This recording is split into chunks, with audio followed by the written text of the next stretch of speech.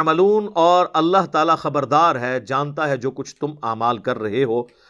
ثم انزلنا علیکم من بعد الغم امنا، ثم انزل علیکم من بعد الغم، پھر اللہ تعالیٰ نے نازل کی غم کے بعد تم پر راحت.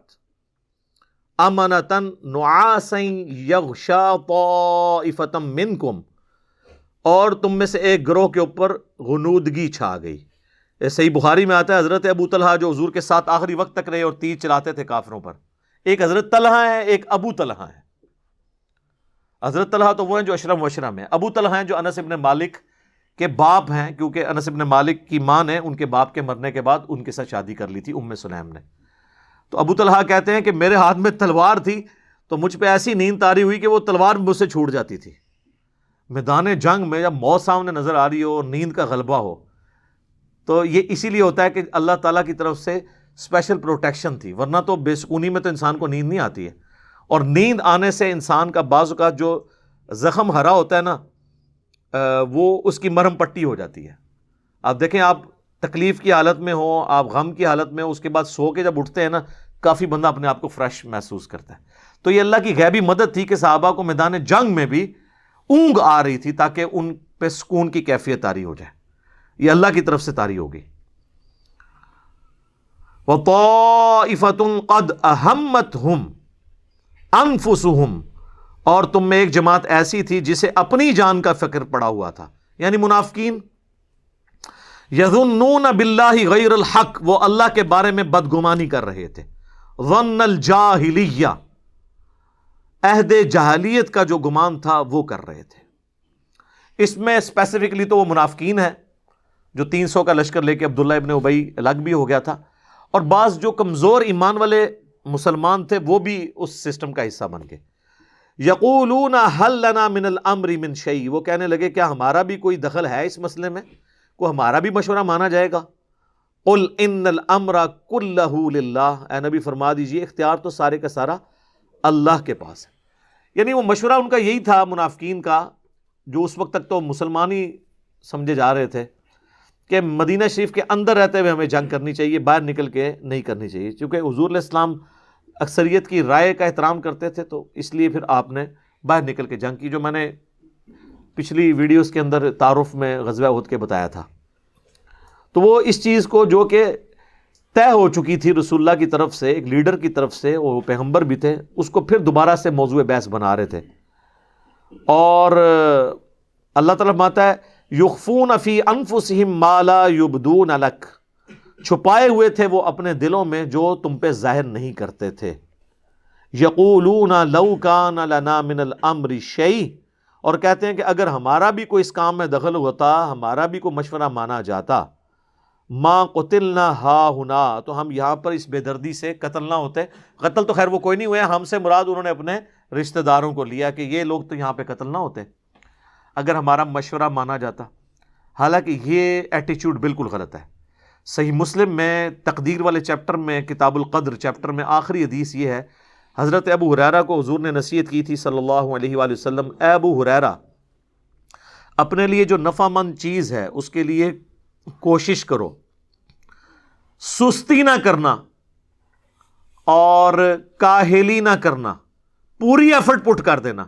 اس کے باوجود اگر تمہارے خلاف نتیجہ نکلے تو کبھی یہ نہ کہنا کہ میں یہ کر لیتا تو یہ ہو جاتا، میں وہ کر لیتا تو وہ ہو جاتا. یہ اگر مگر شیطان کا دروازہ کھول دیتا ہے.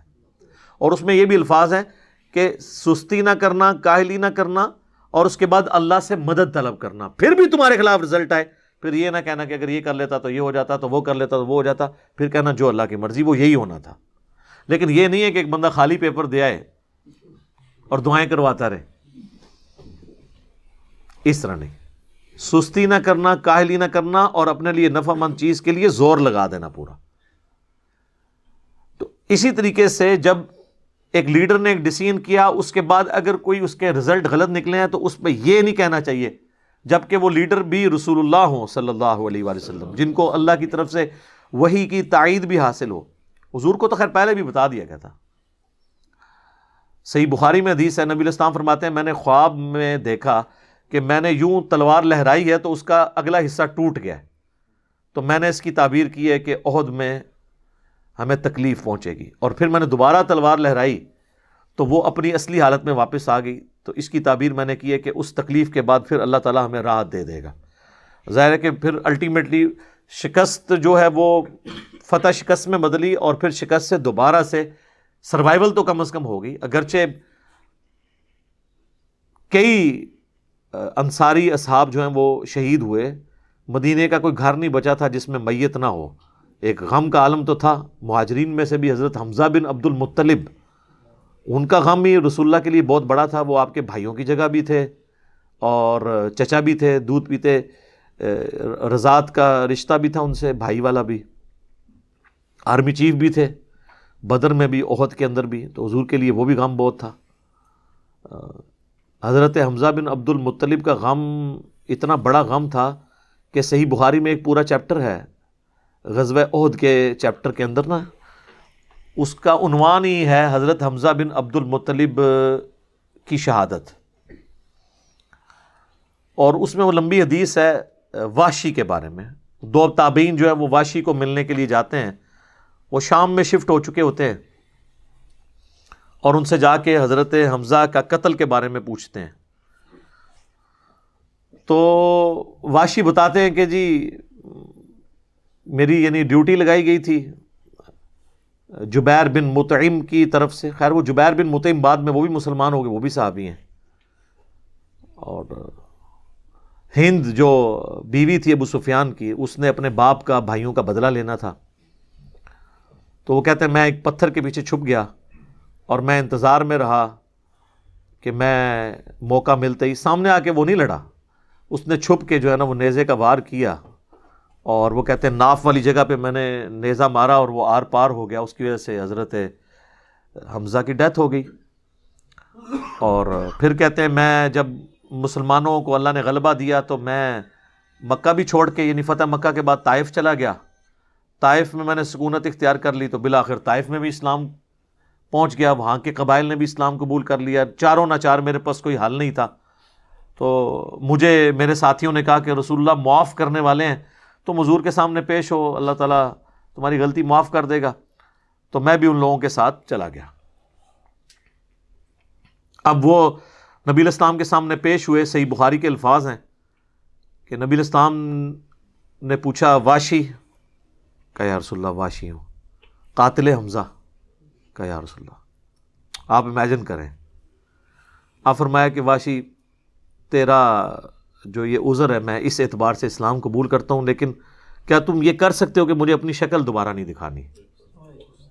اچھا یہ حضور کا ہی حوصلہ تھا، ادروائز تو اس کا گھاٹا اترنا چاہیے تھا، ٹھیک ہے، کیونکہ اب جب کہ غلبہ اسلام کا ہو گیا اس کے بعد اسلام قبول کرنا، لیکن حضور کی شفقت تھی۔ لوگ اگلے جملے کو تو دیکھتے ہیں کہ حضور نے کہا مجھے شکل نہیں دکھانی، اور وہ یعنی سمجھتے ہیں کہ شاید حضور نے سختی کی ہے یا ایک فنیٹک اپروچ ہے، ایسا نہیں ہے۔ آپ دیکھیں کسی کی جان بخشی ہو گئی ہے، یہ چھوٹی بات ہے۔ تو اس میں اکثر جملہ بولا کرتا ہوں کہ چچا سے زیادہ انسان کو اپنی اولاد سے محبت ہوتی ہے۔ قاتلین حسین جو ہیں، قاتلین حسن ہیں، ان کے ساتھ قیامت کے دن رسول اللہ کا کیا ایٹیچیوڈ ہوگا ایز کمپیئر ٹو قاتلین حمزہ ابن عبد المطلب۔ کوئی شخص دنیا میں کہہ سکتا ہے کہ جی مجھے اپنے چچا سے اپنی اولاد سے بھی بڑھ کے محبت ہے، تو اس کا تو ذہنی توازن بگڑا ہو تو لادہ بات ہے، یا جھوٹ بول رہا ہوگا۔ تو یہ کربلا جو ہے یہ کوئی چھوٹی چیز نہیں میرے بھائیوں، اور اس سے یہ بھی پتہ چلا کہ غم کبھی بھی ہلکا نہیں ہوتا۔ فتح مکہ کے بھی بعد کی یہ بات ہے، یعنی حضرت حمزہ کی شہادت کو کم از کم 5 سال تو گزر چکے تھے۔ 3 ہجری میں غزوہ احد ہوئی ہے اور 8 ہجری میں فتح مکہ، اس کے بھی بعد کا واقعہ ہے یہ، 8 کا بھی ہو سکتا ہے 9 کا بھی، چلو کم از کم بھی 5 سال۔ کسی نے حضور کو مشورہ نہیں دیا کہ سوگ تو 3 دن تک ہوتا ہے، لیکن یہ سوگ حمزہ نہیں تھا، یہ غم حمزہ تھا۔ ہم اختلاف کرتے ہیں سوگ حسین سے، غم حسین تو قیامت تک جاری رہے گا، جس میں یہ پیٹنے والا ماتم والا معاملہ نہ ہو، بلکہ حسین علیہ السلام کی اس دعوت کو یاد کیا جائے۔ خیر حضرت وحشی کہتے ہیں، ظاہر ہم تو ان کا احترام سے نام لیں گے، صحابی تو ہیں، وہ کہتے ہیں کہ مجھے پوری زندگی اس بات کا غم تھا اور میں اللہ سے دعا کرتا تھا کہ اللہ مجھ سے نہ کوئی بڑا کام کروانا ہے. تو بخاری کے الفاظ ہیں، وہ کہتے ہیں جب مسیلمہ کذاب نے دعوی نبوت کیا تو میں نے اللہ سے دعا مانگی کہ اللہ، میں نے اسلام کے سب سے بہترین شخص کو قتل کیا تھا، یعنی حمزہ کو. اس میں کوئی شک نہیں ہے، میرا تو اجتہاد ہے. اگر حضور کی وفات کے وقت حضرت حمزہ زندہ ہوتے نا تو پہلا خلیفہ حضرت حمزہ نے بننا تھا، کیونکہ خلفائے راشدین جب موجود تھے، جب تک خلیفہ راشد نہیں وہ بنے تھے ابو بکر، عمر، عثمان و علی، ان کی موجودگی میں بھی حضور نے اپنا آرمی چیف حضرت حمزہ کو بنایا ہوا تھا. بدر میں حضرت ابو بکر، عمر، عثمان و علی میں سے تو کوئی نہیں تھا حضور کی طرف سے آرمی چیف. یا حضور، ظاہر ہے حضور علیہ السلام کو تو میدان جنگ میں وہ نہیں آنے دیتے تھے، خیمہ پیچھے لگاتے تھے. احد میں تو چونکہ کافر آپ کے خیمے تک پہنچ گئے نا، اس لیے پھر آپ کو فرنٹ سے لیڈ کرنا پڑا، ادروائز بدر و احد میں آپ خود آگے جا کے نہیں لڑے. اور حنین کے موقع پر بھی 12,000 کا لشکر تھا اور صرف 80 بندے رہ گئے تھے. صحیح بخاری میں آتا ہے 12,000 میں سے، اور حضور اکیلے آگے جا رہے ہیں. اور پھر آپ کی دلیری کی وجہ سے آپ نے، بخاری کے الفاظ ہیں، آپ نے زمین سے یوں مٹھی بھری مٹی کی اور یوں کافروں کی طرف بھیجی، اور قرآن میں اس کا ذکر ہے وَمَا رَمَيْتَ إِذْ رَمَيْتَ وَلَكِنَّ اللَّهَ رَمَا. اے نبی جب تم نے وہ کنکریاں پھینکی تھی، وہ تم نے تو نہیں پھینکی تھی، وہ تو اللہ نے پھینکی تھی. بس وہ مبارک ہاتھوں کی برکت تھی. جب آپ نے یوں مٹی پھینکی تو سامنے جو قبیلہ حوازن کے لوگ جن کے تیروں کا مقابلہ کوئی نہیں کر سکتا تھا، ہر ایک کی آنکھ تک وہ کنکر پہنچا، اور وہ اندھے ہو گئے. اور حضور فرنٹ سے لیڈ کرتے ہوئے انا النبی لا کذب، میں نبی ہوں اس میں کوئی شک نہیں، میں عبد المطلب کا بیٹا ہوں اس میں کوئی شک نہیں. یہ آپ علیہ السلام یہ اشعار پڑھتے ہوئے آگے گئے. تو نبی صلی اللہ علیہ وآلہ وسلم کے لیے حمزہ ابن عبد المطلب کی بڑی اہمیت تھی. تو اب واشی کہتا ہے جب مسیلمہ کذاب نے دعوی نبوت کیا تو میں نے اللہ سے دعا مانگی. دیکھیں اللہ تعالیٰ سب کی دعائیں سننے والا ہے، اور میں نے کہا یا اللہ مجھے موقع دے، میں اسلام کے بہترین شخص کو میں نے قتل کیا ہے تو میں اسلام کے بدترین دشمن کو بھی میں ہی قتل کروں. دیکھیں اسلام کا بدترین دشمن وہی ہو سکتا ہے نا جس نے دعوی نبوت کیا ہو اور مسلمانوں کی جمعیت توڑ دی ہو اس وقت میں جب حضور کی ڈیتھ ہو چکی ہے، لیڈر جا چکا ہے، اور پیچھے مینجمنٹ کو کمزور کرنے والی بات ہے ہزاروں لوگوں کا مرتد ہو جانا. تو وہ کہتے ہیں کہ میں جب جنگ یمامہ کے لیے ندا کی گئی تو میں بھی اس لشکر میں شامل ہوا، اور میں نے اپنے وہی نیزہ جس سے حضرت حمزہ کو مارا تھا، سر عمر سیریز میں انہوں نے یہ سین فلمائے ہیں، وہ نکالا اور اللہ سے مانگا. اور کہتے ہیں میں نے دیکھا کہ وہ گھنگریالے بالوں والا جو ہے وہ اونٹ کی رنگت کا اس کا جسم وہ دیوار کے ساتھ ٹیک لگائے ہوئے کھڑا ہے.